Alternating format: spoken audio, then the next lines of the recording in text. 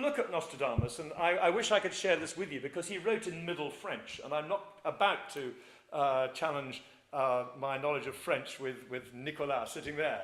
But, you know, for example, he said that at the latitude of 45 degrees, fire would descend from the sky and an empty caverns would be destroyed. Now, it so happens that New York is at 40 degrees latitude, not 45, and the empty caverns he describes were meant to be the World Trade Center.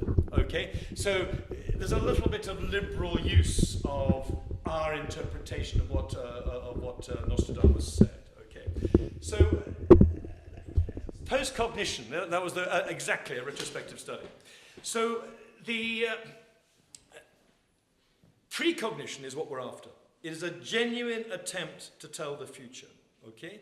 Now, it's not crazy. I'm not some witch, okay? I can read hands. I am able to divine, water divine, and some of you will be the same, okay? I've lived with a ghost in my house for more than 30 years.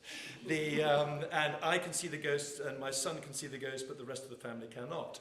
The people have tried precognition. There have been mathematical formulae to try and work out what the future holds. I mean, I'm reading from a paper here. The notion, this is 1968, not me. The notion that the future is hidden, that prediction is the realm of seers. These are people who can see in the future. Necromancers. These are people who can communicate with the dead and thereby tell the future. And other unsavory types is part of our cultural heritage. We all like to think we can tell the future. Okay? How many times does a patient come into your clinic, okay, and you sort of know what's wrong? You don't know why you know what's wrong. You just know what's wrong. How many times have you telephoned your nearest and dearest at exactly the same time as he or her is ringing you? Has that ever happened? Okay, so something is going on, isn't it? So to say you cannot see the future would be wrong, okay? It's just not quite as obvious as you think. So on what do I base my own predictions for the future, okay? I base it on the fact that surgeons are driven by patients, okay? Our patients have something wrong and therefore we wish to do something for them.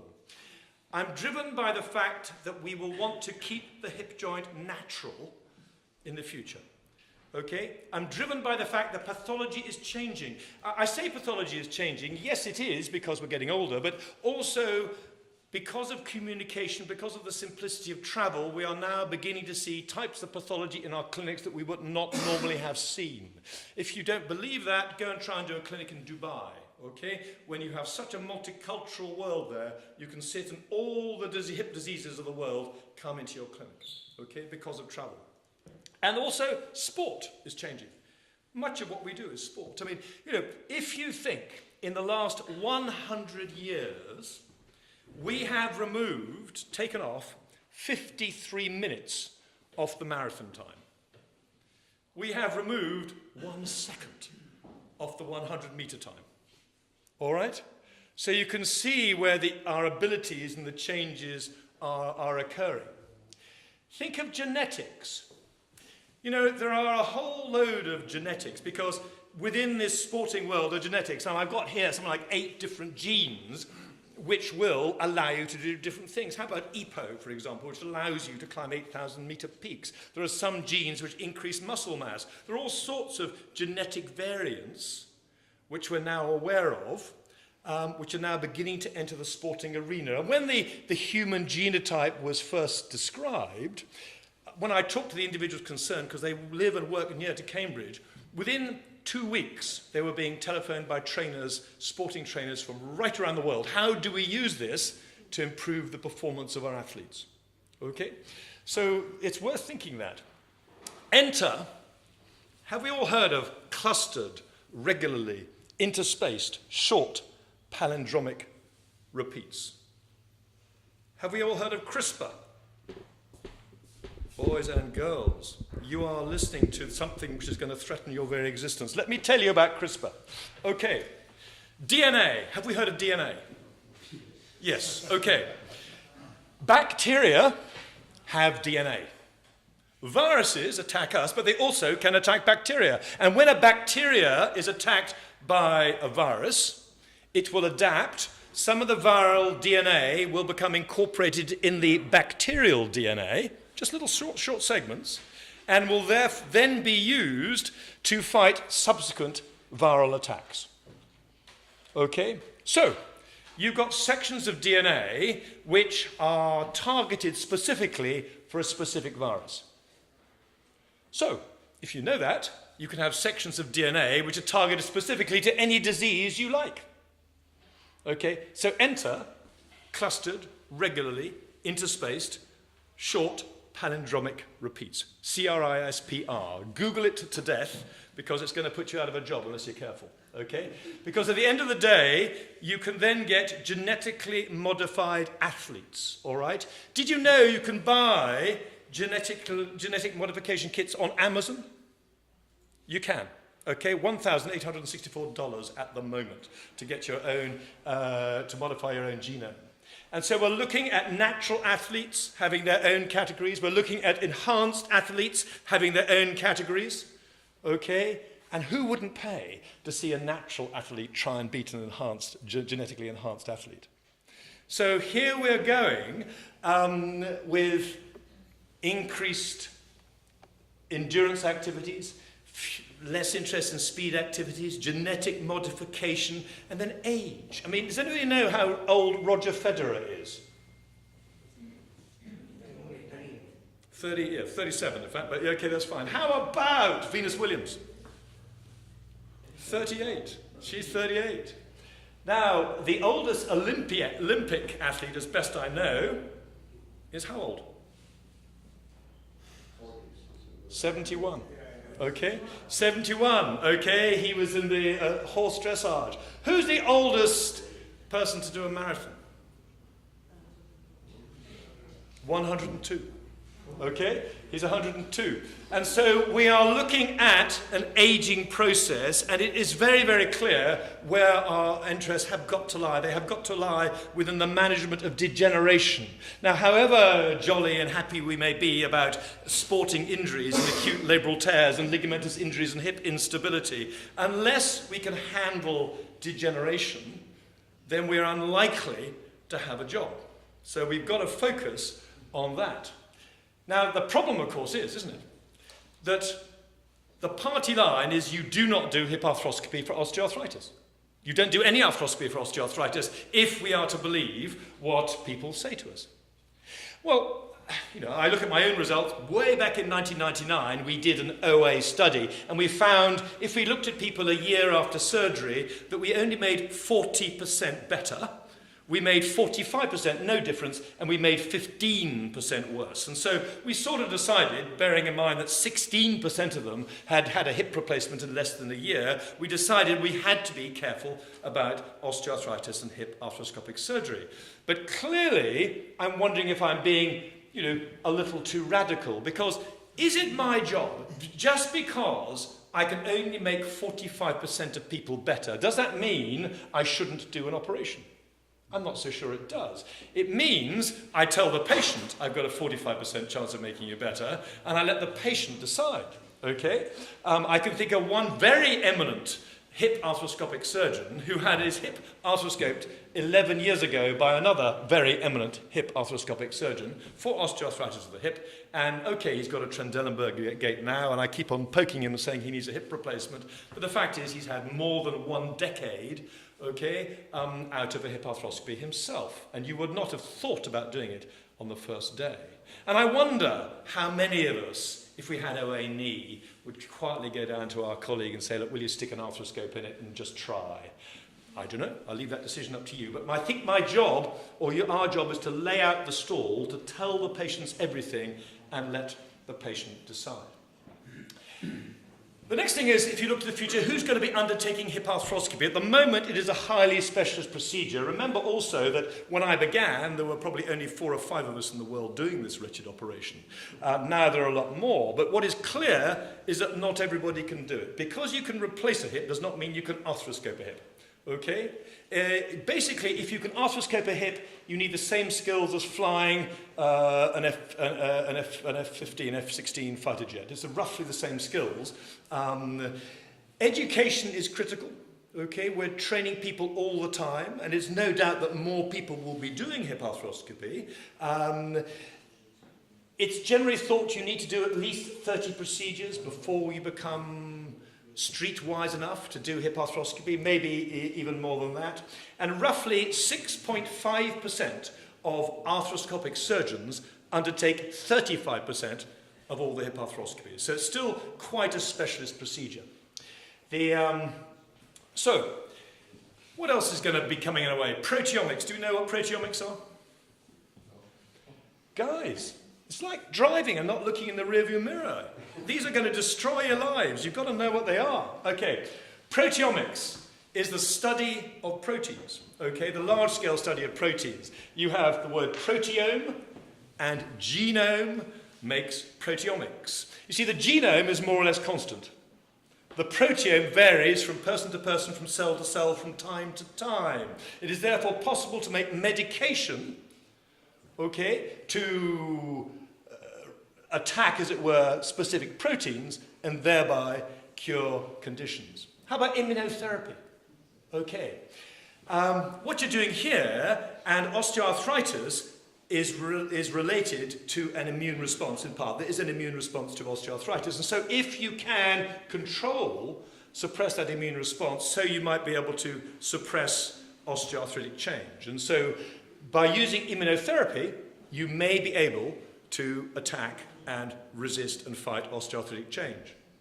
And then tissue engineering, and we're sort of getting into that now, aren't we? We've got things like mosaic plasties, we've got autologous chondrocyte implantation, we've got autologous matrix-induced chondrogenesis, okay? We have stem cell therapy, either in fibrin or in membranes and all sorts of things. We're sort of in that era now, and we are beginning to see positive results. But do you actually need an arthroscope to do those procedures? Because if you go to our colleague, let's say Rodrigo Mardones in Chile, he's not using an arthroscope to put stem cells in the hip, he's doing a hip infusion. Okay? So could it just be that as the hip arthroscopic surgeon, we will no longer be needed? And that's a genuine threat. And so the challenge, you see, the challenge for the hip arthroscopic surgeon when I began was hip replacement. Okay, the hip replacement surgeon said, well, you know, you can't get as good a result with hip arthroscopy as you can with hip replacement, and therefore you should not be doing it. Now, I think it's a false comparison. You should not be comparing hip arthroscopic surgery with hip replacement. They are two different things, and we've now made space between the two. But, you know, how about CRISPR? How about proteomics?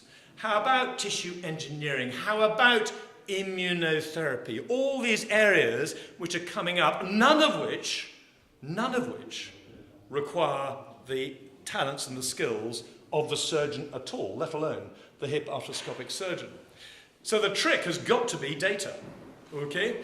At the moment, if you look at the data we have, yes, we've got lots of data saying how people are here and now. Here and now. We can tell you what percentage of patients get better, worse, or they do not change. What we cannot tell you is how people will be in the future.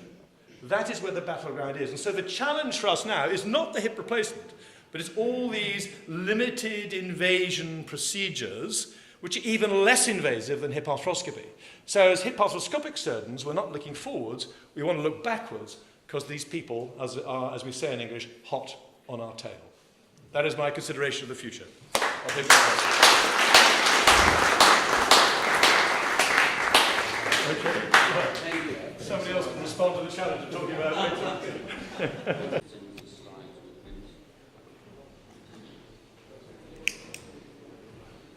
Thank you very much again. My first talk is about what causes some difference in the hip anatomy. Does sport activity affect the hip anatomy?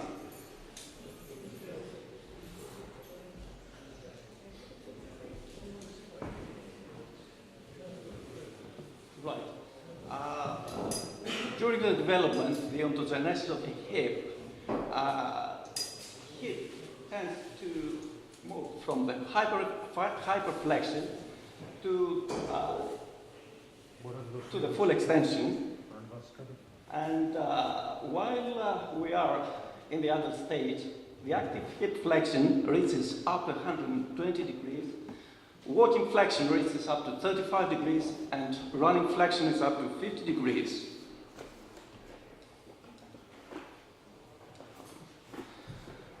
Most of the hip loading will occur near the limit of extension in contrast with the other quadrupeds, and peak hip forces in human hips are much higher than other quadrupeds of similar weight. These peak forces increase markedly during running or sporting activities. The growing hip receives excessive loading while physis still open, and there are increased shear forces on femoral capital epiphyses. Suffios, subclinical slippage combining load history may lead to the growing hip to morphologic changes. Some hip parameters, the alpha angle, have been widely explained in the previous talks. It's defined as the angle between the neck axis and the angle that unites 2 points, one of the center of the femoral head, and the other one at the area where the head-neck junction leaves the best fit circle around the hip, around the femoral head. By a similar way, a beta angle can be defined as the posterior hip alpha angle.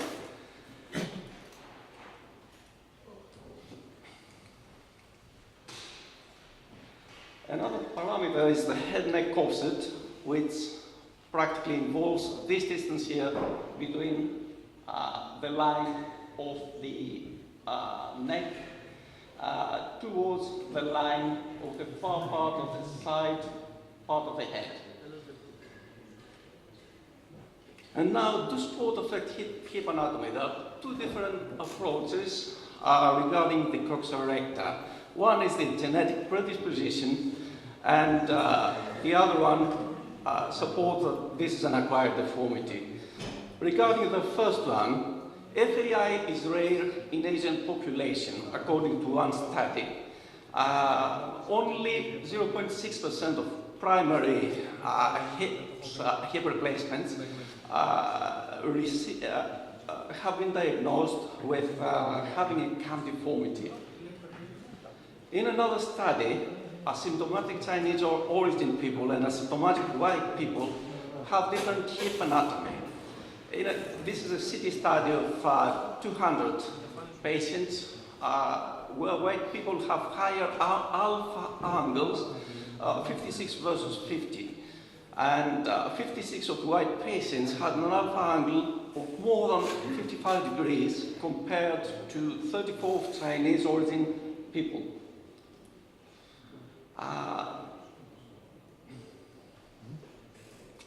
In another study, 64 patients of having FAI and their siblings were compared, and there was another control group involving the spouses that was used. The conclusions found an increased risk of 2.8 of siblings compared with controls on having the same cam-deformity, and the alpha angle was more than 62.5 as the patients. The siblings of patients with pincer deformity had a relative risk of 2 to develop a similar deformity, and 13 patients of the 64 patients had osteoarthritis of the hip, compared with 6 over the 77 control. Regarding the genes, some studies on single nuclear polymorphisms regarding genes on the developmental locus were performed.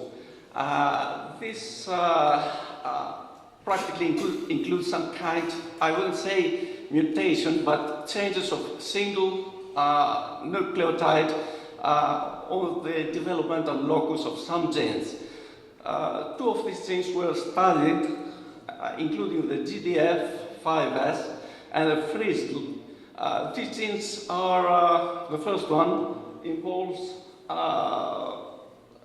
patients that develop practically osteoarthritis at some point, and Frizzle gene involved transmembrane receptor, which has to do with with the binding of interleucins 6, 8, and 15, and also it had to do with the metabolism of metalloproteases. These genes have been associated with hip osteoarthritis both.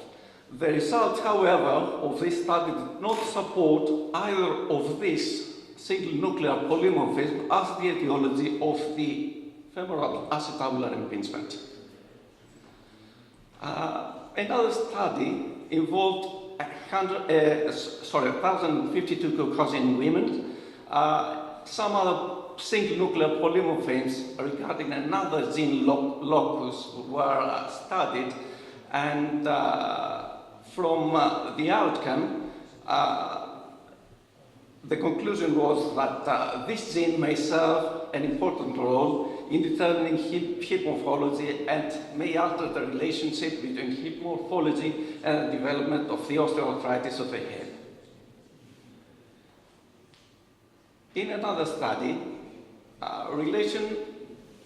this is the only study that I found regarding the overcoverage of the hip of the acetabulum, and has to do with a single nuclear polymorphism on HOX9 genes. The conclusion was similar, that this may be involved in the morphogenesis of acetabular coverage and could be an independent risk factor for developing pincer type FAI. Those who support the acquired deformity, starting from as long as early as 1971, when Murray and Duncan reported high incidence of hip osteoarthritis in athletic populations. In normal populations, studies of the femoro-acetabular impingement involve practically appearance of 9 to 25% in men and 3 to 10% in women. However, there is increasing evidence that participating athletes in high-impact sporting activities during their growth during the adolescence plays an important role in the development of cam-deformity. In a particular study, there was a high prevalence of FAI in collegiate football players prior to professional level, and 95 of the hips had cam or pincer deformity. 72% of the individuals had a normal alpha angle, and 64 had decreased femoral neck head offset. 61 had positive crossover sign. Similar results were reported in other high-impact sporting activities like ice hockey and basketball. In other studies, high stresses lead to reactive bone formation at a location independent of the physis. And another theory supports that the subclinical SCFE in asymptomatic patients during adolescence can cause cam-deformity, end-5, and FAA, and osteoarthritis consequently as an adult. Bollet and colleagues have made a study, but they found no correlation between increased alpha angle and reduced beta angle. As the alpha angle, the hypothesis was that as alpha angle increases, the beta angle on the posterior part of the femoral head should decrease. However, there was no correlation. So, consequently, some other pathomechanics should also be considered. cam-type deformity, in the absence of any previous hip pathology, have different morphologic features than a residual or silent SCFE. In the post-SCFE hips, the femoral head center typically migrates posteriorly on lateral radiographs. However, this was not reported. One theory for FAA is that a repetitive injury to the proximal femoral physis at a critical time during especially the maturation of the hip where the physis closed may result in the formation of cam lesion. And as a conclusion, there is some evidence, but there is no firm evidence that FAI is inherited only. There is increasing evidence that the FAI is related to high impact and sporting activities, especially with athletes that perform in top level, and formation of cam lesion has possibly a critical time near the physis closure. Thank you very much.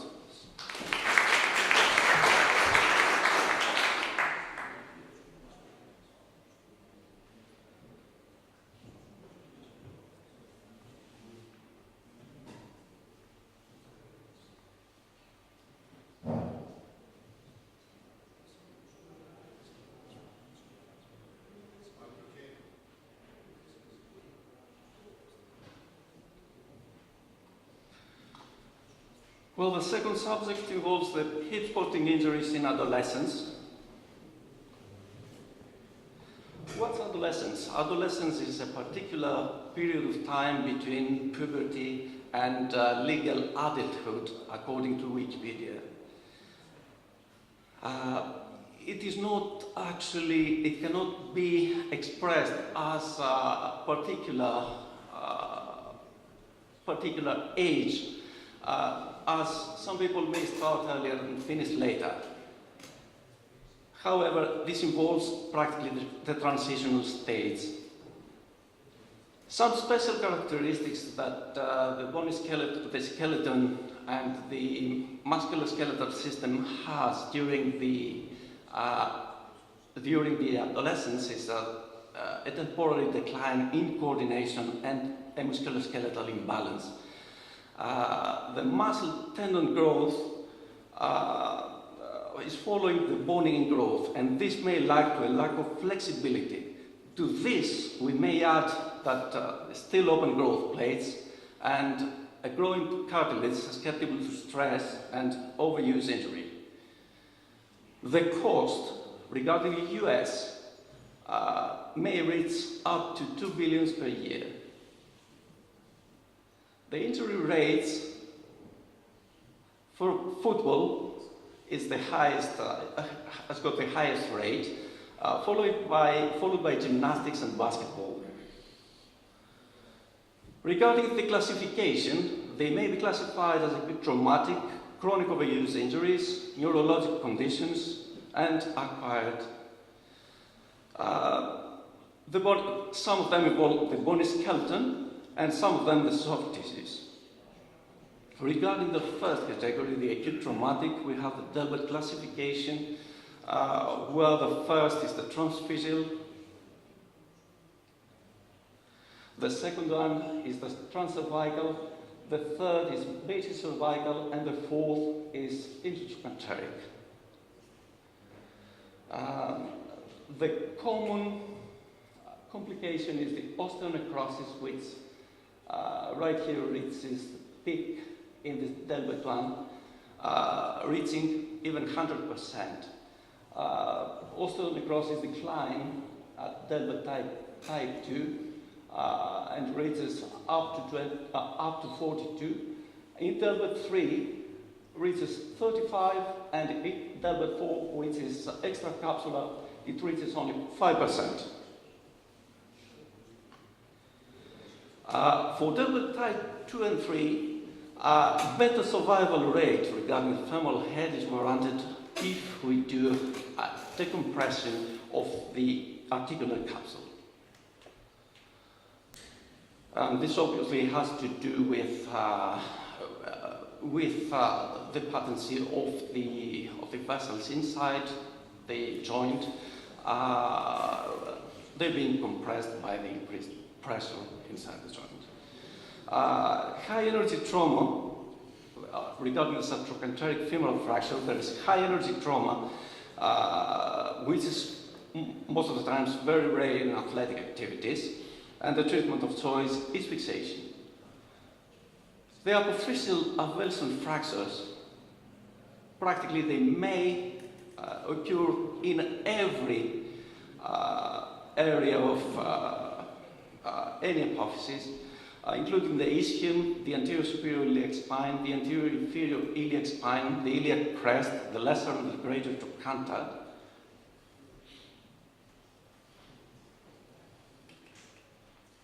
The mechanism of this injury most commonly occur during a sudden forceful traction against the feces. The diagnosis is based mainly on pelvic radiographs. The most important thing is to assess the magnitude of displacement, as large gaps more than 2 centimeters need to be treated surgically. Otherwise, there might be painful lumps at the area of the avulsion fracture that may be painful and may reduce pulling activities. Regarding hip dislocation, very rare as well in athletes, only 5% of all traumatic hip dislocations involve sporting activities. More common are in males and mostly is happening unilateral.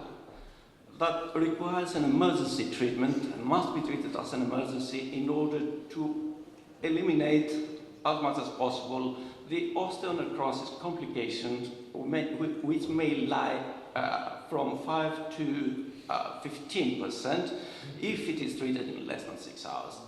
And of course there is other co-pathologies like sciatic and superior gluteal nerve palsy, which is observed in 5%, and initially observation is recommended.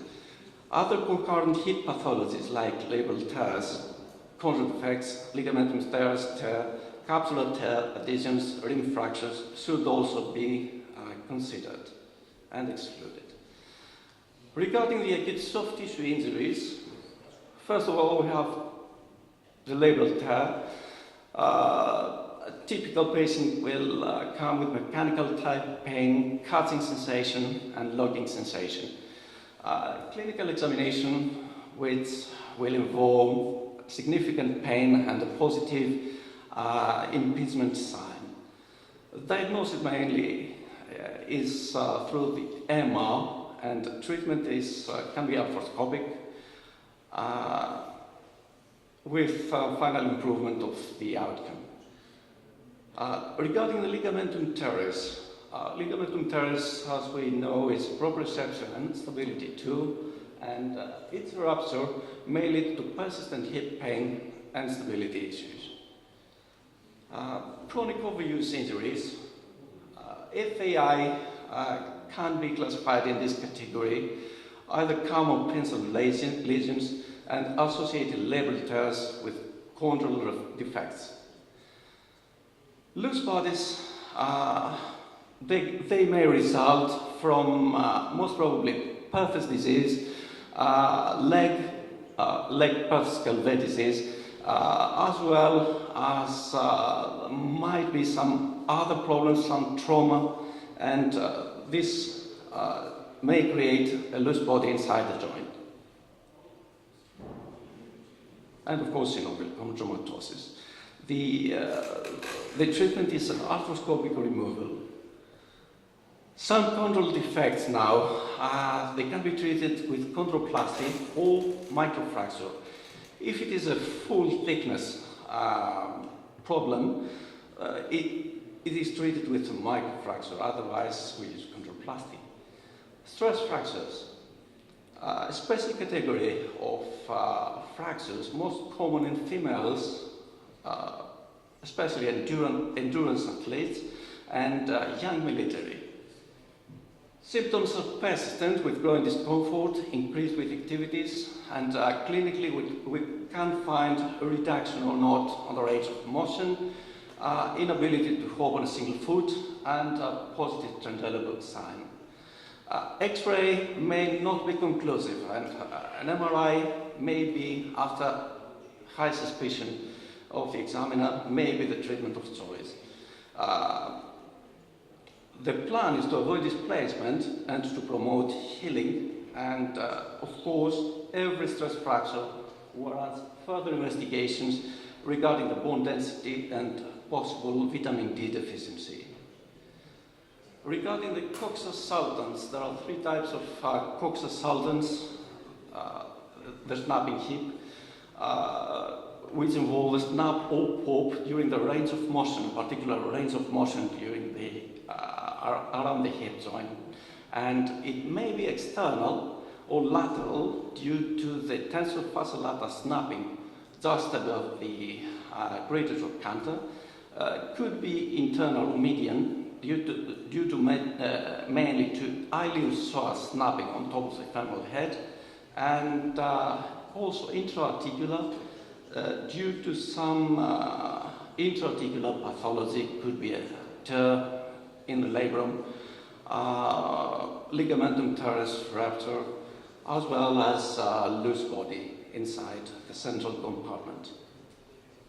Neurologic conditions, meralgia paresthetica is the first of them, with very, very limited incidence, 4.3 of 10,000 people. Mainly, it is treated surgically with decompression of the lateral cutaneous nerve of thigh up the area just beneath, just underneath the inguinal ligament. The symptoms of meralgia paresthetica mainly affect the area of the innervation of the lateral cutaneous nerve of thigh, anterolateral side of the femur. Another neurologic condition that occasionally appears is Iliotibial syndrome.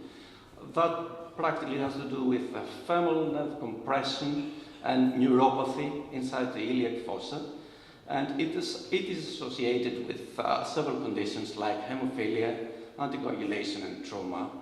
The diagnosis, we have to investigate the history, and of course, we need examination, full examination.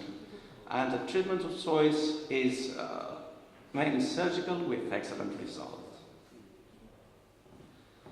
Some acquired conditions very well mentioned in prior talks: slip capital, femoral epiphysis, leg, Perthes disease, and pathologic fractures. Regarding the pathologic fractures, the main pathology that appeared proximal femur involves malignant tumors like osteosarcoma and Ewing sarcoma, and some benign lesions like aneurysmal bone cysts and osteoid osteoma.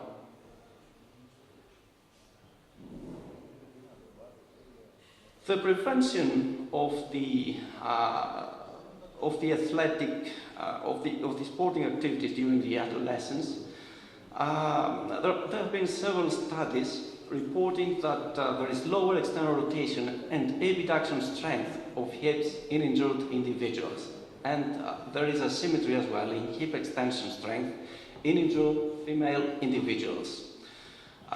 We need to improve core stability and strength on lumbopelvic muscles in order to prevent injuries, and we need to create a strategy regarding the further prevention. Thank you very much.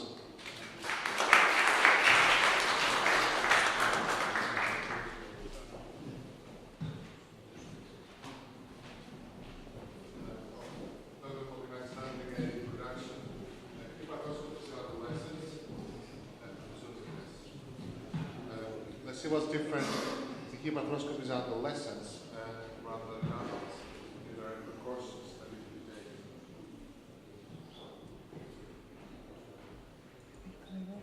Right, thanks so much, Thanos. So I was asked to talk about the role of hip arthroscopy in adolescence. I just need to tell you that I exclusively treat pediatric and adolescent patients. So the upper age of my patients is 16 years of age. So pediatric hip arthroscopy was first reported in 1977. It is developing fast, mainly thanks to progress to adult hip arthroscopy, but also the improved knowledge of pediatric joint disorders. There are differences between pediatric and adult hip arthroscopy, mainly due to the presence of growth plates, due to the smaller joint size, but also more importantly, there are different indications in pathologies which are common to both adults and children. So this is a list of my indications for hip arthroscopy, especially the first 6, should I say, and these are the ones that I'm going to go through with you in the next 9 minutes and so. So Ben Dom, he published his results from the American Hip Institute this year, JPO, on 194 adolescents. This is the biggest study we have so far. And he reported very good outcomes on patients with labrum hip pathology after hip arthroscopy. He concluded that hip arthroscopy in adolescents is a safe and effective procedure to treat intra-articular hip pathologies. However, he said we should not be doing hip arthroscopies for Perthes, front hip dislocations, and moderate to severe SCFEs. Now, my main indication, most of the hip arthroscopies indications to do hip arthroscopies in pediatric population is Femoro-acetabular impingement. At this point, I'd like to share with you the results of the UK fashion study. So this is a randomized controlled study performed at 23 NHS UK hospitals. It was published in this year's Lancet on 340 adults, and basically they showed the results after a year after hip arthroscopy, a year down the line. Half of them had hip arthroscopy, half of them were randomized for physiotherapy. They showed similar results, but significant clinical better results with hip arthroscopy. And there's no reason why we cannot reproduce the same results in adolescents. We know from Mark Philippon and Thomas Bird's studies that hip arthroscopy for FAI for adolescents is a safe procedure with excellent clinical outcomes. When it comes to acetabular retroversion, things are different. So again, Ben Dom published in this year's JPO his results on 43 adolescents, saying that hip arthroscopy is a good alternative to antiverting PAO. However, we know from the Bern group Sippenrock published his 10-year survivorship at last year's core, where he compared the results after PAO, antiverting PAO for acetabular retroversion and open rim trimming with surgical dislocations. There's a massive difference. 76% survivorship after PAO, only 28% survivorship with an open surgical dislocation. So basically what this means is that if you have a look, if you were there when Professor Cardanas did his own lecture, you need three, let me see if I can get it. You need 3 signs to diagnose acetabular retroversion. You need the posterior wall sign, you need the crossover sign, and you need the ischial spine sign, and all this with a lateral center edge angle over 35 degrees. When this happens, there's a rotation of the distal hemipelvis towards the back. That means all these patients have posterior deficiency. So if you go there, either with a hip arthroscope or with open means, taking the anterolateral overcoverage away, then you do make a dysplastic hip even more dysplastic. That's bad news for the patient. These patients are not going to last long without a hip replacement. So the gold standard procedure for the acetabular retroversion is still PAO, and maybe you can do a hip scope or an open rim trimming when maybe you have only one or two of the acetabular retroversion signs on the X-ray, where you have sufficient cover posteriorly. When it comes to slipped capital femoral epiphysis, I think these are very difficult procedures to do. They're very demanding, they require strong arthroscopic skills and wide experience in arthroscopy. You hear from Sanjeev Madan and his results in arthroscopy. Actually, these are very difficult cases to do. The main two reasons are the cam lesions on SCFEs, they're not located like the non-SCFE, like anterolaterally, they're more posterior, superior, lateral. We now know that all these patients have acetabular retroversion, meaning over-coverage anterolaterally. It's very difficult to access that cam lesion with a hip scope. We have, though, enough evidence to show that in carefully selected patients, meaning the mild SCFEs, it can give you good results. It was Leunig back in 2010 from Zurich who suggested we should be doing hip arthroscopies, either at the same time with pinning or soon after, in order to prevent the intra-articular pathologies. And I think you've seen already that slide from Nick. This is the femoral head, it has slipped. This is the growth plate, and this is how it looks after the cam debridement. So really the general recommendations nowadays are that hip arthroscopy has a role in mild and some moderate slipped capital femoral epiphysis, reserve open procedures such as surgical dislocations for the most moderate and severe cases.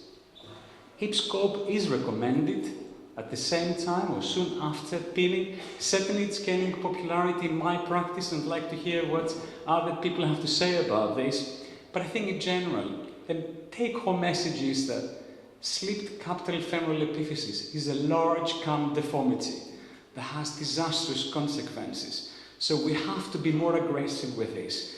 We should not wait for symptoms. We need to treat this cam lesion as early as possible, really. Now, when it comes to Perthes, there's been a few reports. We do know about all these nice pictures of compressibility, frank compressibility of the femoral head, fragments, synovitis, but actually hip arthroscopy has no role in these unhealed stages of Perthes. And things are not different with these severe cases of Perthes that can only be treated successfully with open means, such as surgical dislocations. I found two papers in the international literature when it came to arthroscopic open reduction of dislocated hips, one from China and the other one we all know from Germany, from Stuttgart. There's only a low number of patients. They have 8 children and they have 14 children. Can I just say, this is not standard practice. Unless some of the experienced panel have different experience, they should tell us. When it comes to DDH in adolescents, we heard Thanos talking about the role of hip arthroscopy in mild dysplasia. When it comes to kids and moderate or severe dysplasia, then it is the structural deformity, I'm afraid, that we have to treat first. An arthroscopy alone, treating labrum teres on dysplastic hips, is not really recommended. Certainly when I do PAOs for adolescents, I do tell them that I change the biomechanics, I take away the labrum teres to non-weight-bearing areas, and we normally say it's about 20% that might get some symptoms that need an arthroscopic treatment. I think it was John O'Hara who said one patient from his pelvic osteotomy needed an arthroscopy later on. Or you can do this. Dom and Millis published their results. They did a PAO and an arthroscopy together. But even then, they said that future studies are needed to address the use of arthroscopy during PAO compared to PAO alone.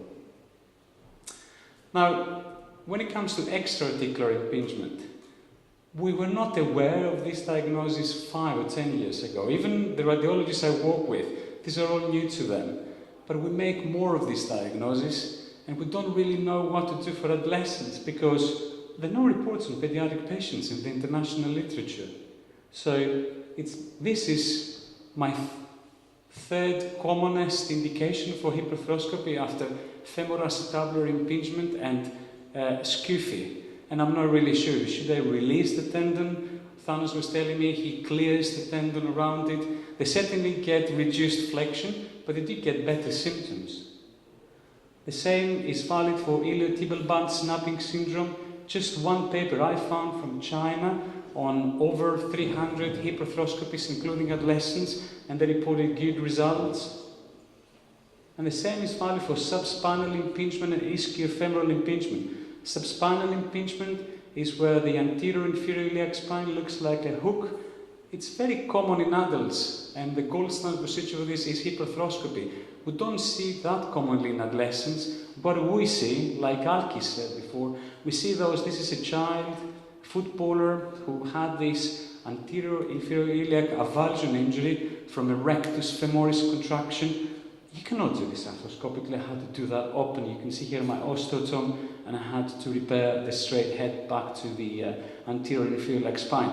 We get more and more diagnosis of this, ischiofemoral impingement, a reduced distance between the lesser trochanter and the ischial tuberosity with increased signal on the quadratus femoris muscle. But again, there are no reports on skeletally mature patients. Adult surgeons do arthroscopic resection of lesser trochanters. Other people, John O'Hara told us yesterday, intertrochanteric derotation osteotomies for this.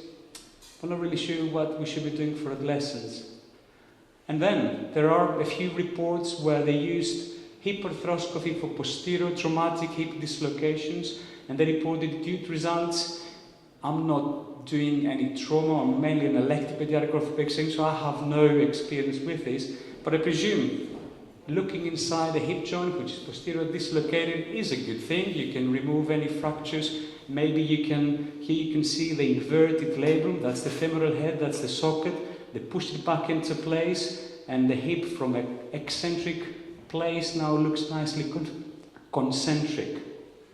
Now this is very interesting. I think most of us now in children do arthroscopic washouts of knees, maybe shoulders, maybe ankles.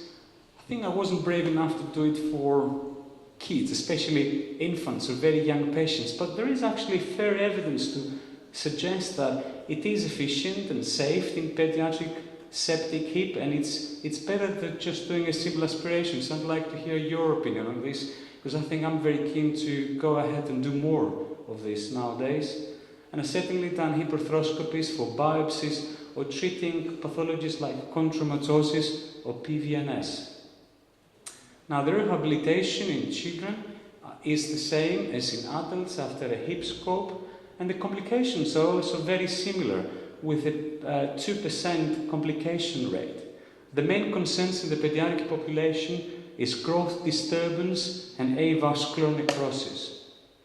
So in conclusion, hip arthroscopy for children and adolescents is a safe and effective method as long as you have specific indications and you respect certain precautions, like I showed you. The advantages over open surgery are the same as in adults, and there is a bright future ahead, in contrast to Richard Villar's presentation, I think, and a lot will continue in the coming years. Thank you.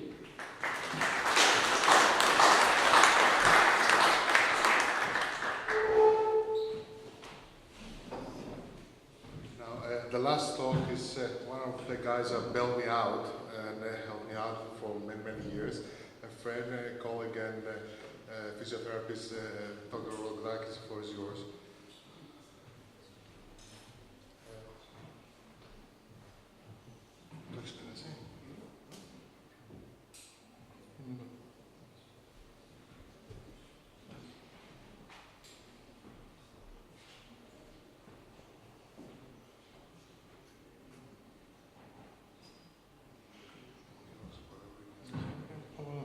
Thank you.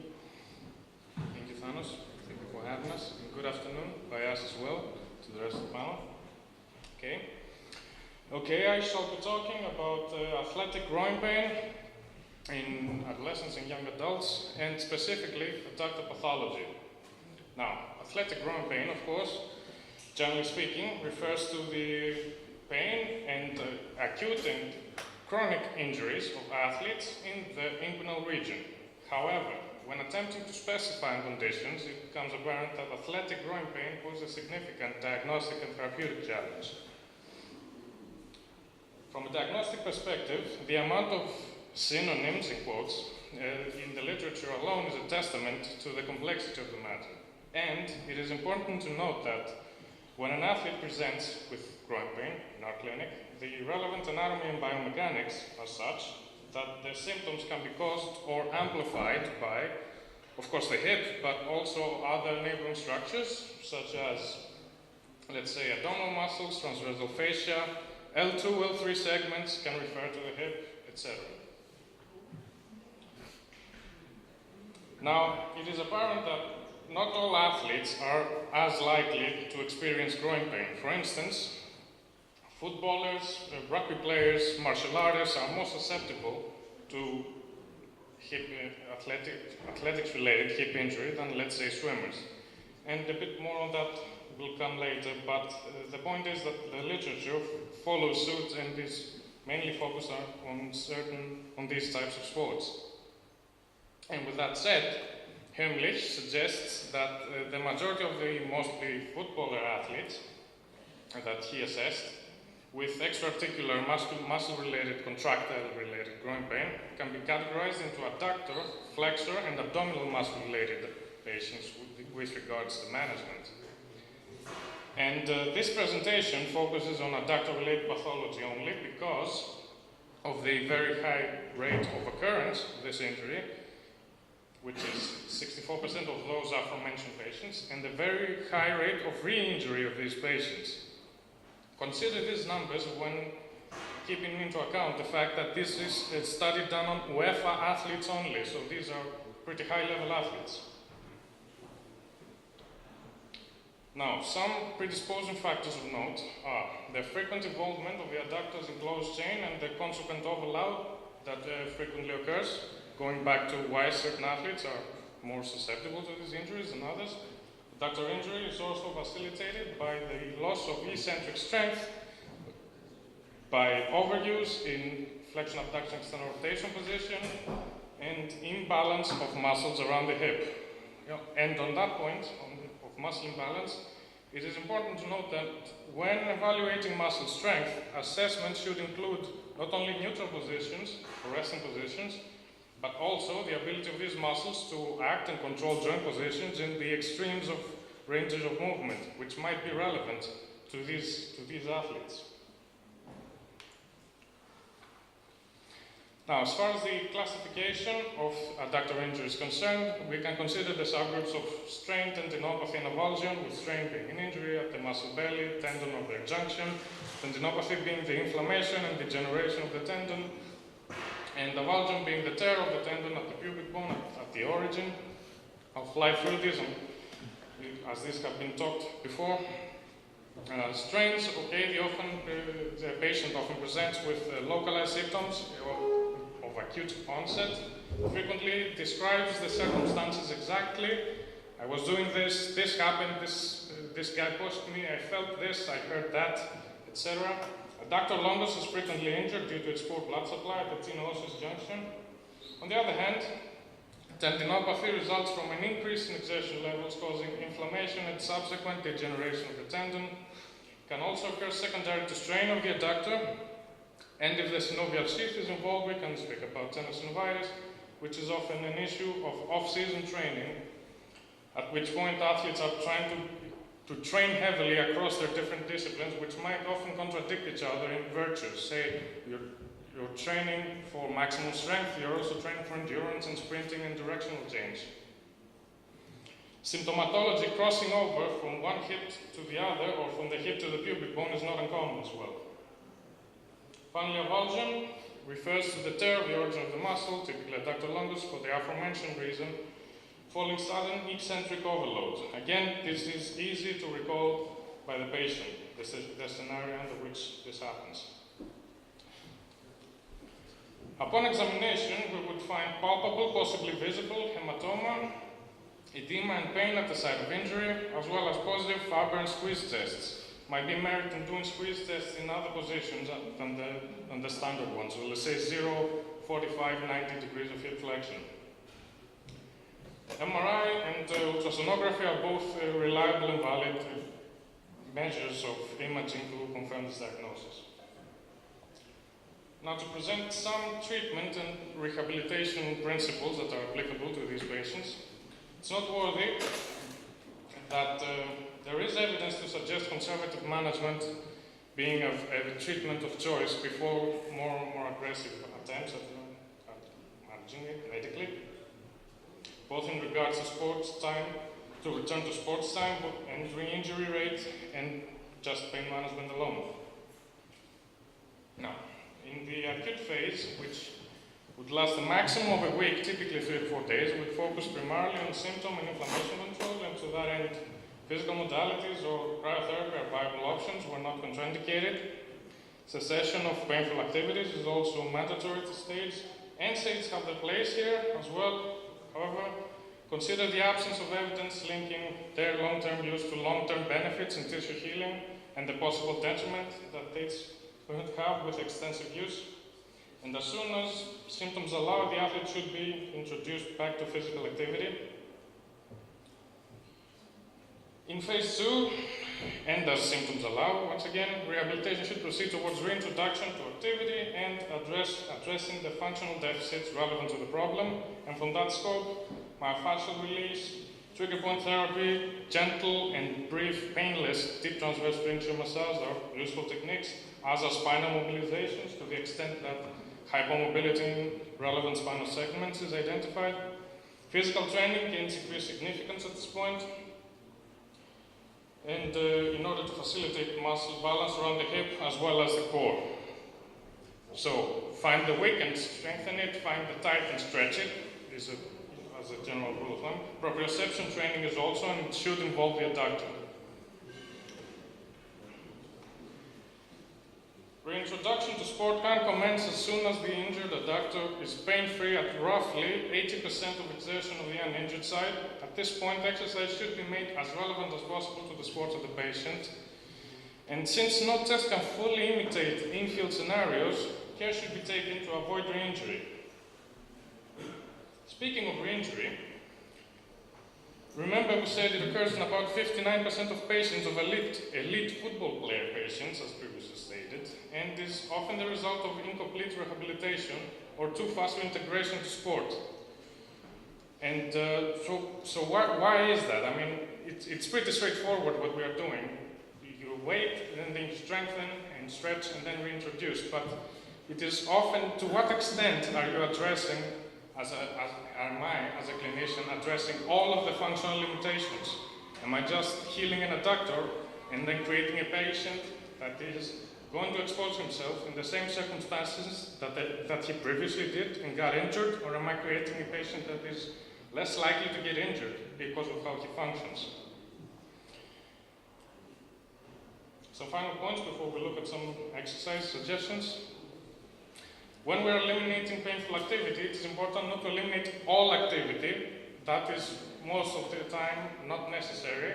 If, let's say, cardiovascular fitness is relevant to the sport of the athlete which we are treating, then to the extent swimming is not causing symptoms, there is no reason to eliminate that from his activity. We should keep him as active as possible. Upper body training, of course, all the rest of it, I mean, it makes a lot of sense.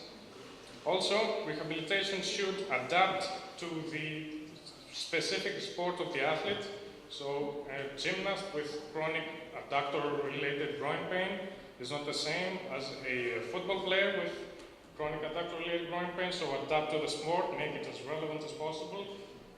And once again, point out that there is merit in exhausting all potential for conservative management first. Now, here's some examples of exercises we would typically do as tolerated, as early as possible. So ball squeezes in various degrees of hip flexion, glute bridges, bent knee fallouts, which in the bottom left, which is recruiting transverse abdominis and internal oblique to control the eccentric load of an abduction of the gravity load. So it's a core stability drill with very low impact on the adductor. Now, also, band walkouts are good tools to use abductors in closed chain at first. And then we would proceed more on exercises such as lateral planks or ball balances, recruit the adductors in proprioceptive settings. Also, we do clamshells like the top right picture, which is leg press, or you could squat, or you could do other limitations with it, with an extra stimulus towards abduction and external rotation and facilitation of these muscles activity in closed chain. Sumo deadlifts is another underutilized exercise. It has its time and place. It's not for everybody, but it's one of the best adductor longus recruiters we know in closed chain. And at the third stage, we would again cater to what the patient's sport is like. So if it's a football or soccer or football player, we would do cone drills, but that's not necessarily applicable for a wrestler who would recruit hip and core muscles and upper body muscles in closed chain. So he might do something like a jackknife, the top left picture. Depth jumps are also important, and other plyometric exercises, so controlling rapidly procured eccentric loads, lateral step-ups, and things of that nature. Thank you very much.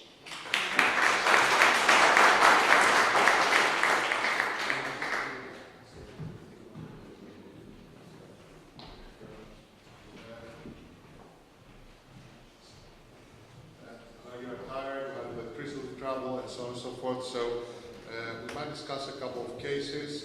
Feel free to get some rest if you wish, but a couple of clinical cases there might be time to discuss. So about this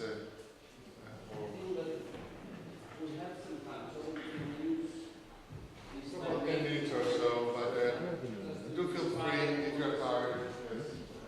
Otherwise, a couple of clinical cases of what to do. You have plenty of those. Most of them are pathologies.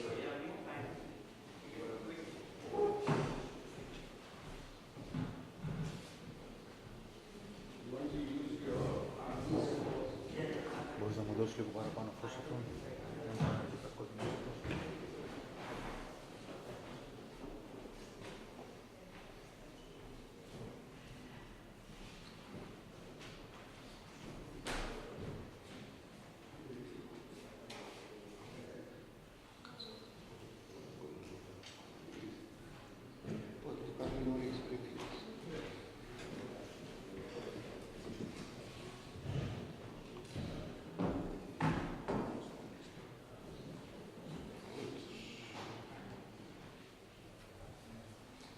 Show a quick one now, before we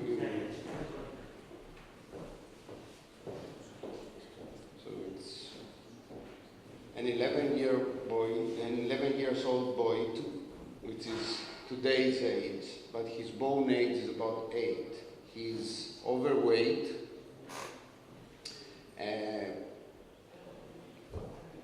but in normal height. So this was the picture in 2015. Then I did not want to intervene. What I did is I put an 8 plate on his trochanter to keep the height of the trochanter low and avoid any Trendelenburg. So I'm more in favor of leaving the nature to take its course. And of course, this is a severe case. That's in 2016. He's in swimming. He stopped football or other strenuous to the hip activities. I did some Botox in his adductors to facilitate the hip abduction, and he is receiving physiotherapy all these years, all the time, to stretch the adductors and facilitate the movement. He has good abduction, good containment, slight limping. This is 2017, April 2018. You see that the head is collapsing, and now this is the final X-ray. So it's getting worse and worse, the X-ray, although you can see level of the lesser trochanters is in the same plane almost. And the clinical pictures, he has no Chondral, he can stand on affected limb. Internal rotation almost the same, small difference, and abduction, small difference. Same with external rotation. So clinically, he's not complaining, and just wanted your thoughts. Should we intervene now, or wait another couple of years for maybe an arthroscopy? I'm not very keen on osteotomy in these cases, because I think that the height of the head is very small. I see that the head has collapsed a lot, so I don't think he will benefit for a valgus osteotomy or anything. Maybe leave it for an arthroscopy and excise the bump 2 years later, 3 years later, I don't know. Yes? Today he's 11.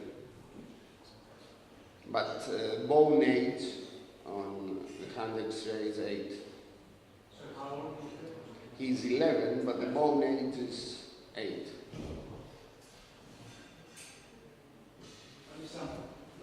Unfortunately, one of my experiences, I see lots of this at the Evelina London, and we try to follow Benjamin Joseph's principles, which is partial story and early fragmentation stage. That's the best way you can contain the hip. I think most pediatric patients can do this. I see quite a lot of this 2 years down the line, not necessarily this hip will be a painful hip. You've got very good clinical results so far. So good range of motion, it doesn't have any pain. It may well stay like this once it becomes super 4 or 5. And in general, when they come to adolescence, when they're reaching skeletal maturity, you have to take the approach of a young mental hip surgeon rather than pediatric orthopedic surgeon. Good pediatric orthopedic surgeons operate based on x-rays. Young mental hip surgeons wait for symptoms before they operate, because you don't want to make a bad x-ray with no pain, a good x-ray with pain, because then the consequences are disastrous. You have to do a hip replacement when they're 15, while otherwise you make a hip replacement when they're 30.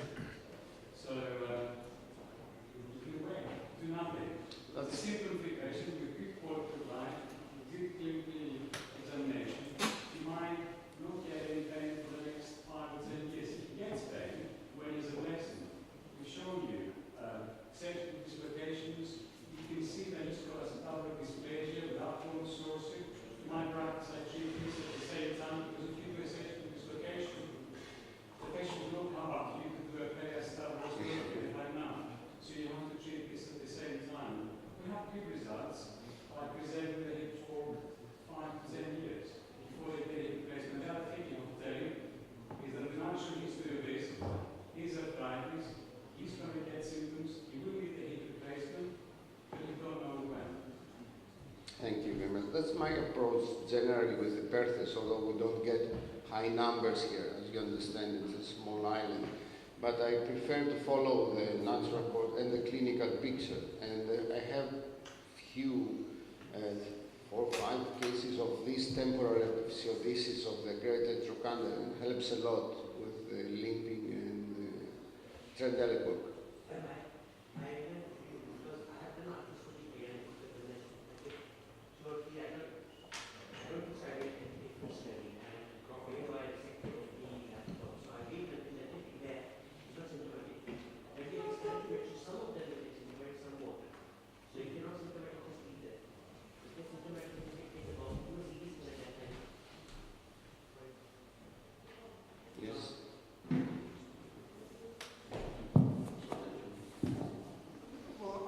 Sort of with the last speakers, you could easily make this a better looking x-ray than a painful hip. But there's a very good operation for this, and it's called a total hip replacement. And to be honest with you, almost anything short of a total hip replacement on this hip, it's incongruous, it can't be made congruous, it ain't ever going to be congruous. There's no point in trying to do a femoral head reduction osteotomy, it just isn't going to work. And I was at Isha there a few weeks ago, and Michael Solomon from Australia showed results from the Australian National Joint Registry of very young patients below the age of 25 with hip replacements. They almost all had ceramic on crosslink polyethylene of one brand or another. He didn't even make a distinction between the brands of hip replacements. And even in patients that needed femoral osteotomies and needed S-ROM stems, the survivorship is little different from the same type of prosthesis in a patient aged 50. So that puts a different colour on over-intervention at this age of questionable benefit.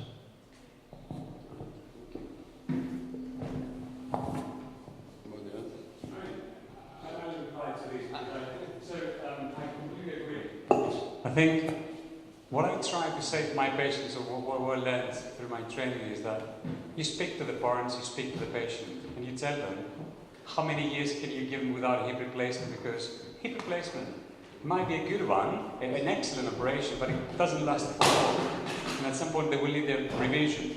So a hip like this, if you can tell them that they have, some of them, they go up to 10 years, so you can tell them some percentages from the literature, 70 or 80%, that you have a 10-year hip replacement free period. Or if it looks really bad, they have 8% chance to have a 5-year of a total hip replacement period, and it's their decision to make what they want to go ahead. And sometimes, maybe not in this case, because most of the times you have a high riding grade of trochanter, but doing a surgical dislocation, you make it easier for the hip surgeon for later on to do a hip replacement.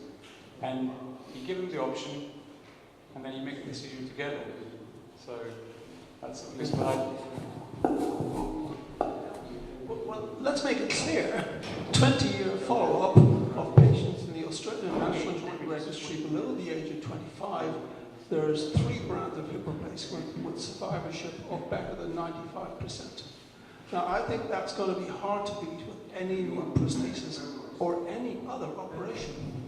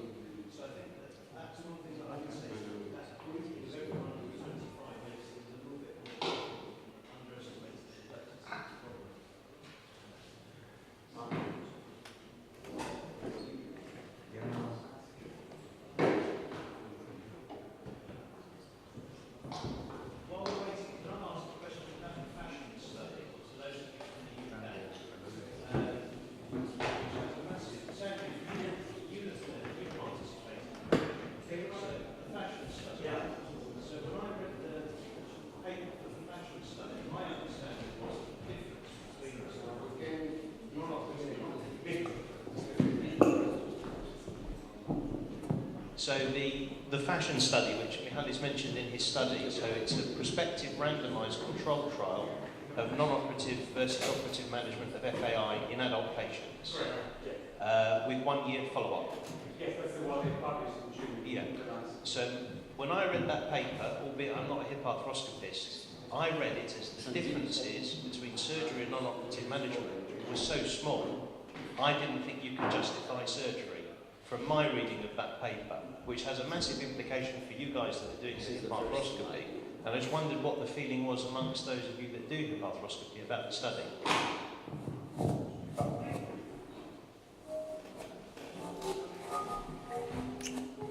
Well, we're going to have to stop falling over laughing when you hear this, because this was presented at Isha by no less a person than Damien Griffin, the same data. and he was giving all of us to believe that there was a very clear benefit of hip arthroscopy. So, you know, there's two sides to every leaf. Different ways of skinning a cat, but it's really interesting to hear somebody else take a slightly more cynical view of essentially a form of advertising. I completely agree. I was reading that paper. When I was in Stanford, we were part of this study. So my understanding is similar results, but then they concluded clearly better results at the hip scope. Doesn't make any sense to me. But then what would hip arthroscopies do? Only thing we can say is it's only 1 year result, so we have to wait for a bit longer term study, longer term results. Because it's an excellent study. It's randomized control, it's level 1 evidence, so. I am a co-author on this.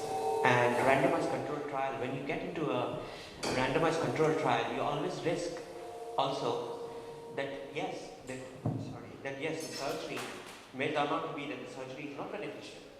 So but that is a great thing of it is actually putting this surgery forward and putting it for randomized control trial. So yes, hip arthroscopy questions are yet not answered, whether they take how much benefit it is, marginal benefit. In my practice, actually, I've become very selective in hip arthroscopy. When I started, I was an enthusiast. I am not an enthusiast so much anymore. Only very clear when I do the injection test, all these cam-deformities and all, I do an injection test on them to see that they are getting better. And this is the identifiable things. Identifiable pathology. So many of these cam and all are, the pathology is not necessarily coming from the hip. To answer the question is that, so the marginal benefit, what happens is, this 1 year study, so we don't know, because many patients, after, they're better 1 year, 2 years, and after 2 years they come back, and they say that I'm again having a hip pain. But this is my practice field, therefore I'm very selective. And I've asked people, my just immediate past fellow did a fellowship with someone else who did lots of hip arthroscopy, very renowned person, which I respect actually, because I want to learn myself from other people's immense experience. And they also had in that clinic patients who were coming back after a year or two with pain, again recurrence, and wanted sometimes injections, sometimes re-arthroscopy. So I had in my early days, in my group of patients, these. So I've become very selective in the last 4 years, very, very selective in this group. So there is a role of hip arthroscopy, but yet it is identified. There is in very clear identified, like for example, in my 18 cases of SCFE, very good result really. Out of these 16 were very good results. One was okay, and the one did not do very well. But that was a very clearly identified group of patients. And I'm very encouraged to get onto this severe, who become symptomatic, get them very early, because they are a very good group of patients. That's my experience. Sorry. Can I just say one thing for Perthes, because we mentioned, I think it's mentioned, we all should have evidence-based practice, and we should read the literature. But actually, literature doesn't always say the whole truth. And I'll give you a very good example. That Perthes case that we all had. We all know the paper that Nick showed from Stanford, Tony Katzer, Marcus Banks, and Ischiofemoral on doing extension of valgus osteotomies for Perthes. And this is supposed to be a gold standard procedure. Whichever textbook you read, Lovell, Winter, Tartian, it does say if you have hinge tape reduction in Perthes, go for it. I worked with Ischiofemoral. He does not do extension valgus osteotomies. And I said, why you don't do any extension valgus osteotomies? He said, because they're no good. And now he does flexion valgus osteotomies, exactly the opposite.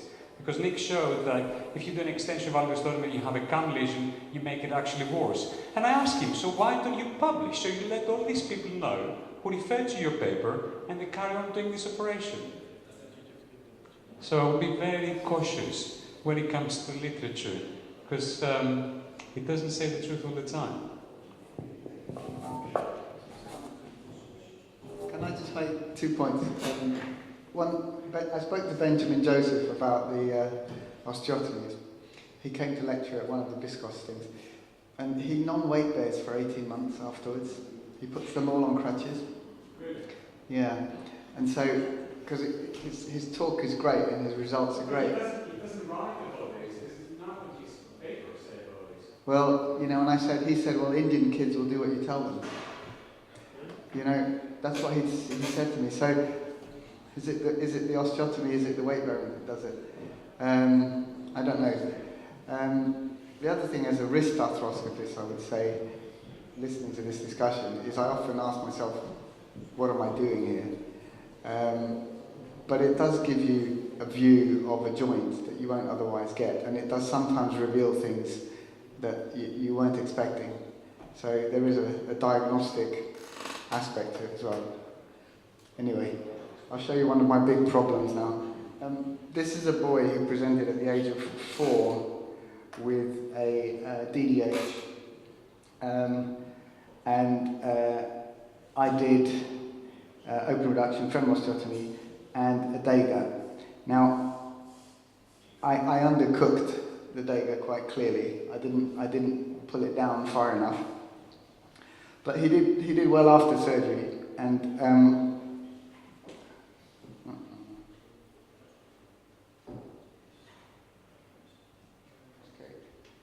until he went onto a trampoline and broke his leg, so he plated it.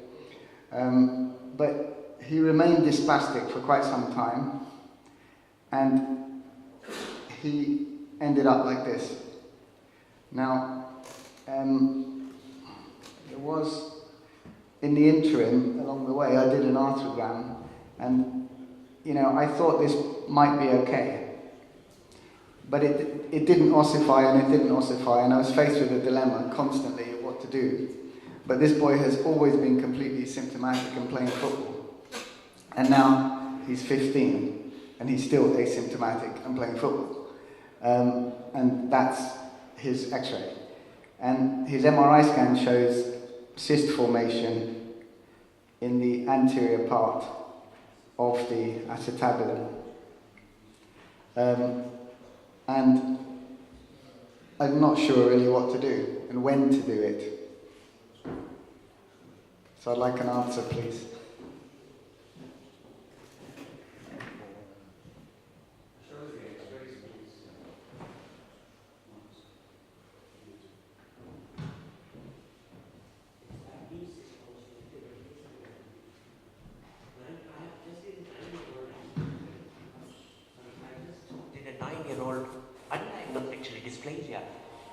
Presented with pain in the hip, classic, and quite a bit of extensive cysts on the periphery, like that looking X-ray for 9-year-old.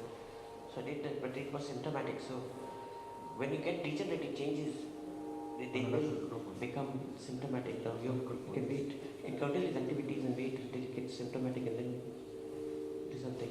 I mean, I think it's probably away from the weight-bearing surface. It's much more anterior, which might be what's helping him. But the question is, should we just do an arthroplasty in a couple of years' time? Well, Marcus and I discussed this case earlier, but I did think it was worth recalling a little experience of my own relevant here.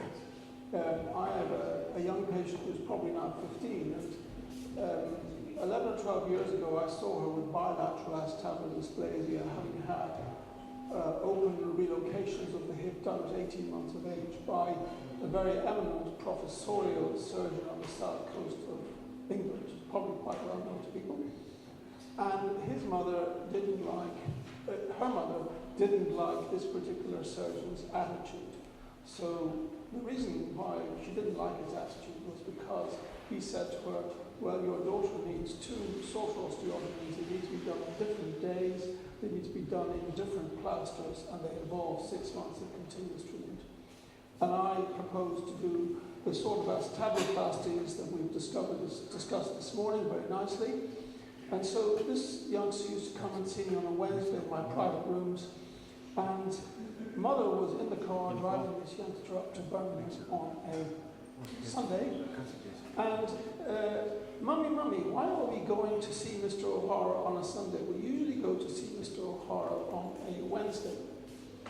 And Mummy said, well, you're having operations being done tomorrow in your hips. That's why we're going to see Mr. O'Hara on a Sunday. So then this 5-year-old girl, and we had just been admiring her x-rays, and the acetabular dysplasia was not very different from what we're looking at here, but 5 years old, with a nice open tribadial cartilage. This little girl said, well, does that mean my hips won't hurt anymore? And I was really surprised, because we tell ourselves that these children haven't got symptoms. And I believe, a bit like I was saying yesterday, we're not talking to our patients properly.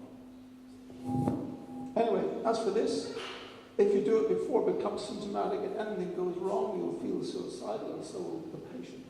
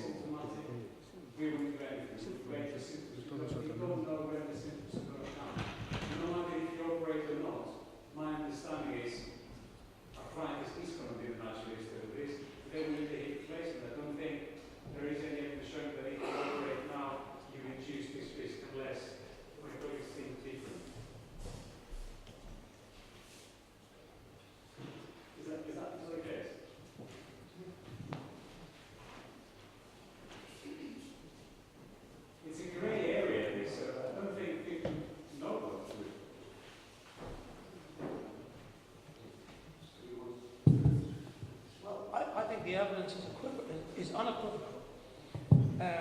All the patients we treated with our pathology had symptoms. That's why they came to us. Yes. And the ones that get the best results are the one below the age of 20, regardless of the state of the joint. Yes. And this was before MRI scans were widely available. And we didn't have MRI scans available regularly until the maybe 95 or 96. And even then, taught by Turner's, I was skeptical of Ligamentum Teres. So although we did a few MRI scans, we ignored all the Ligamentum Teres. We've been ignoring them ever since. At no cost to the patients. Doesn't matter. The point is, all those original patients that we gave you figures on, the best figures are for the under 20s, regardless of the condition of the joint at the time. Regardless of the degree of regardless of the degree of dysplasia. Yes. We're talking about asymptomatic. I know, that's the problem. It may be worth conducting a detailed negotiation with this patient to say, listen, mate, we know from really good figures in several papers in the literature that if we do this operation on you in the next few years, if you can get your head around it, and there are risks, they're not that big, there are risks, but it's probably, if you ever want this operation done in the next few years, is the time to do it. And if the child is 15 and is coming up to the exam treadmill, and we have all been on the exam treadmill from the age of 15 until about 38, it isn't so easy once they get on the exam treadmill. So this might be a good time to conduct a measured negotiation with the patient and the parents. You're talking about osteotomy? Yes. And it'll work. I agree. On balance, in general, medicine is the doctor intervene. But if you wanted to do that, you can have an MDT. Ask him to see three people who do this type of surgery. Doctor consensus, and once they know after 7 days, then they can go for it. Because the evidence with cyst changes and all that is going to be symptomatic. The longer you leave, cartilage damage will be more and more. So that's my question. Simple. And this will be discussed tomorrow. This is not better than happening. Yeah, I mean, I have done dysplastic. My experience is not as extensive as John, no doubt about it. But I've done hip dysplastic hip replacements, and those who have had EOs or triples and all later on, by myself with someone, and then hip replacement. So the cover that you get and the bone stock you have with a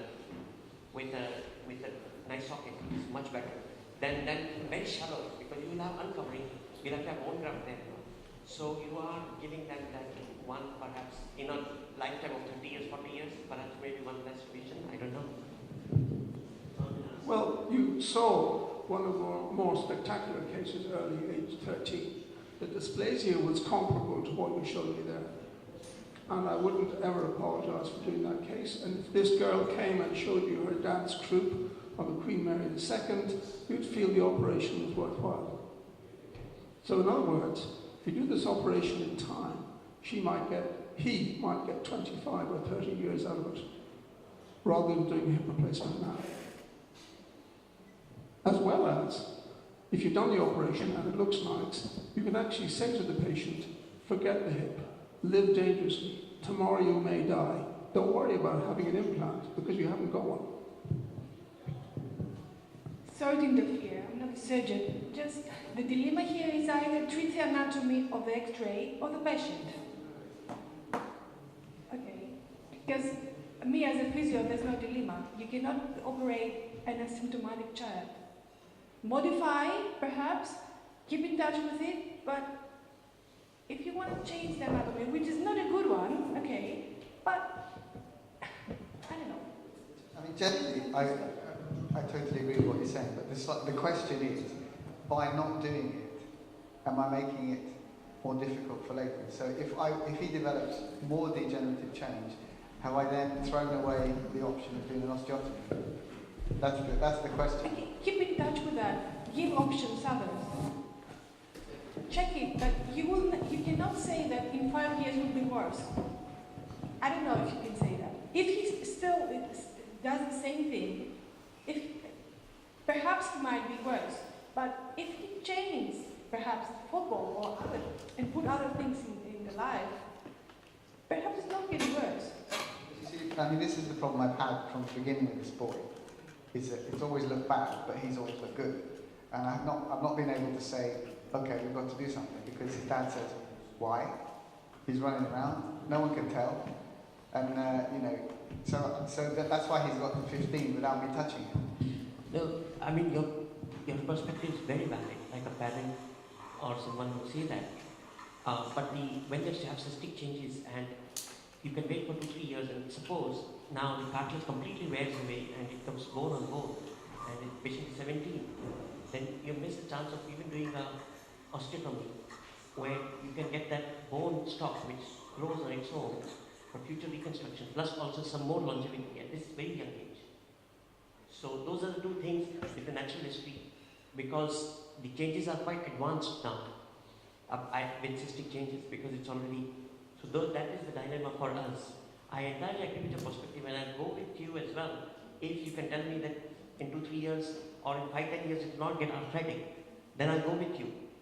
I don't know, I don't have a mirror, but what I'm saying is with my child, I know with the natural history, I will risk my child actually for this surgery,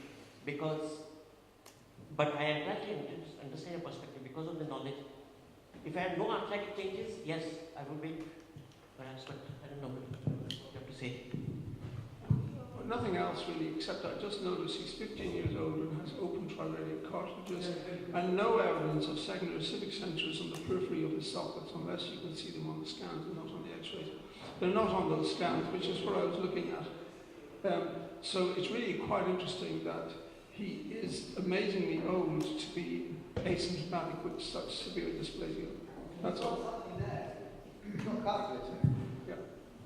Now, I was looking for the secondary civic centres because the cartilage analog would have been deformed over a decade, stretching out the secondary civic centres, and perhaps in the case of the apical lateral acetabular epiphysis, it may be impaired in its growth due to local overloading. A previous generation of children had impaired growth of the secondary civic centres due to excision of the labrum or the limbus, whatever you want to call it. Yeah, so yes, that's correct, somewhere there. Why do you think he's asymptomatic? He has nerves, he has things there that should hurt, and why do you think that's the strange thing about biology. Everybody's heard about the 7 deadly sins. This is one of the 7 deadly mysteries.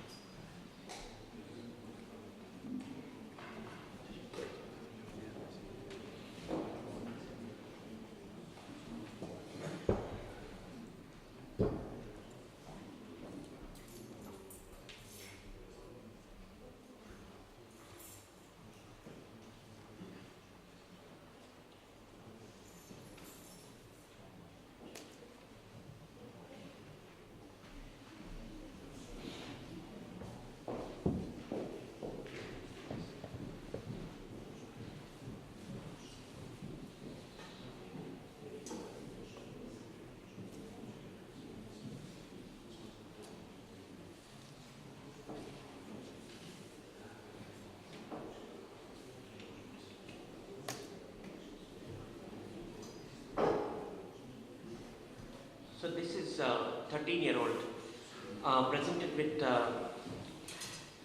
left hip pain, but did not present to me first. But this is the first X-ray actually of the 13-year-old. Presented to me 18 months later than this. So this was the interim X-ray after a few months after the pain set in, and this was the MRI scan. And so this patient went from one center to another center, and then finally came back to me. Now, did not come back to me, but he came to me asking for opinion. So there it is. Now the present condition is that patient is like, I think 18 months down the line with this hip. So it's a adolescent onset avascular necrosis. I mean, these don't behave like Perthes. Perthes is when they are like 12 or 13, they get rapid degenerative changes. And this is the hip. You can see this like.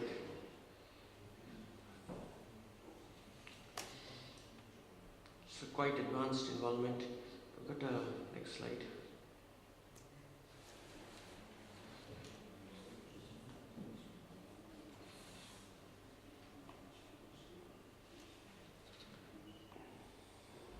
So patient is quite symptomatic, has got quite a lot of stiffness.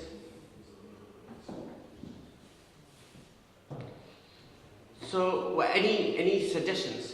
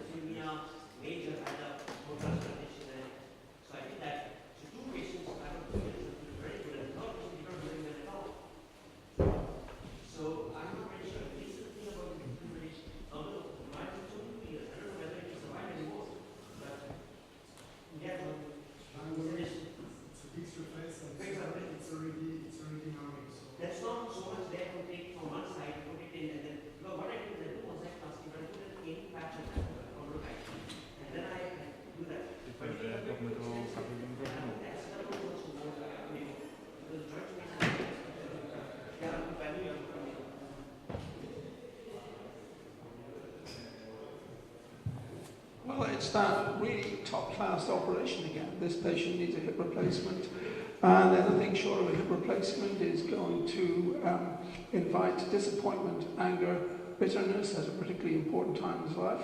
And I see his triradial cartilages are fused. It's a girl, sorry. Her triradial cartilages are fused, which means you will get a successful result from a standard hip replacement. No fancy equipment required. Now that's better than most other things that people can ever suggest to you here.